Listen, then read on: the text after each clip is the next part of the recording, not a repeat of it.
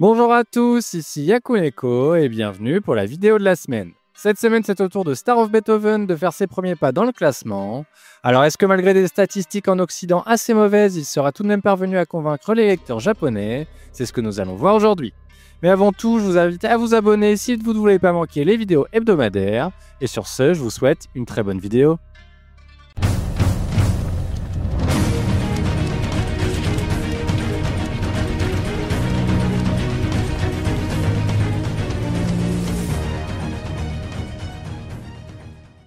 On commence directement avec Witch Watch qui fait la couverture du magazine cette semaine. C'est une année assez compliquée pour Witch Watch pour l'instant, qui réalise un de ses plus mauvais démarrages, que ce soit au niveau des classements ou des ventes, en espérant que la sortie de son tome 21 en avril parvienne à lui faire remonter la pente. On enchaîne avec Kagurabashi qui était en pause la semaine dernière et qui revient ici avec une page couleur. Ses ventes se portent toujours aussi bien, avec 137 939 copies vendues en 3 semaines, on observe toujours une évolution d'environ 10 000 copies par rapport à son tome 5. Le one-shot de la semaine est Zankyo Ketsukitan Zanki par Fukamori Sho. Et pour finir, Killbook qui réalise un début d'année catastrophique, s'offre une page couleur pour mettre en avant la sortie de son tome 9 qui sort en avril. On commence le classement avec News Exorcist, qui à peine revenu de page couleur obtient la dernière place. Il est pour l'instant dernier au niveau des classements de l'année également. Super Psychic Policeman Shoujo obtient son 9e trio de fin en 13 apparitions dans le classement avec cette 15e place. Et comme souvent, c'est Astro Royal qui complète le trio de fin cette semaine. Au niveau des ventes, rien de bien réjouissant non plus, il n'aura réalisé que 18 324 ventes en 3 semaines, c'est la première fois qu'il n'atteint pas les 20 000 copies écoulées en 3 semaines. Deuxième classement pour Ambers et il recule déjà et se retrouve déjà aux portes du trio de fin. C'est très inquiétant pour la suite.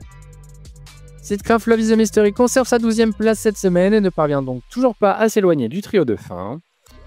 Premier classement pour Star of Beethoven et sans grande surprise, ce classement n'est pas excellent. Une 11e place n'est pas totalement catastrophique, mais les espoirs sont tout de même assez minces. Mian Roboko recule de 4 places et n'est donc que 10e cette semaine. Une petite place de perdu pour Imaten qui parvient tout de même à rester dans le top 10.